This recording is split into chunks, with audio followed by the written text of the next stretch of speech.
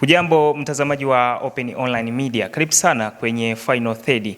Tuangalie mambo yanayohusiana na klabu ya Singida Black Stars inayoshiriki ligi kuu Tanzania bara.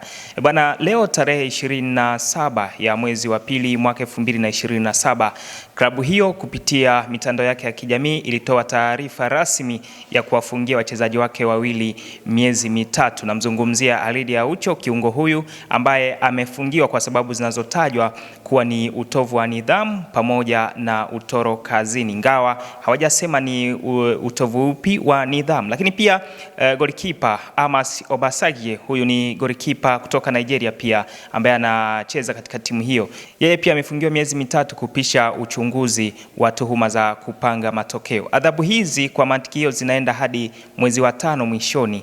Sasa baada ya masaa mawili kupita baada ya taarifa hiyo kutolewa, Alidi Aucho yeye kupitia ukurasa wake wa Instagram aliandika ujumbe akisema kwamba hajawahi kufanya utovu wa nidhamu wowote katika maisha yake ya soka na katika timu zote alizopita, na ameomba mashabiki wake ama wadau ambao wamesimama na yeye wawe wavumilivu kwa sababu ni swala la muda tu na litapita. Sasa adhabu hizi zinatajwa kwamba huenda zikawa ni adhabu kubwa sana kuwahi kutokea kwa aina ya makosa kama haya ya utovu wa nidhamu.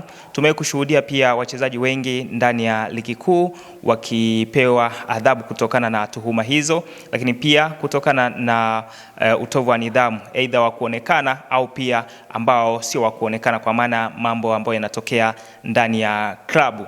Sasa jambo ambalo nataka nikushirikishe ni kwamba adhabu hii inasaidia kwa namna gani ndani ya kikosi cha Singida Black Stars, kwa maana inaweza ikatibu tatizo la wachezaji, lakini pia inaweza ikaigharimu timu kwa maana kuwakosa wachezaji wake muhimu ndani ya nusu msimu, naweza kusema, kwa sababu miezi mitatu manake ligi itakuwa imetamatika au iko mwishoni kabisa, ligi ya Tanzania bara. Sasa tuandikie maoni yako kuhusiana na kile ambacho wewe unakiona juu ya adhabu hii.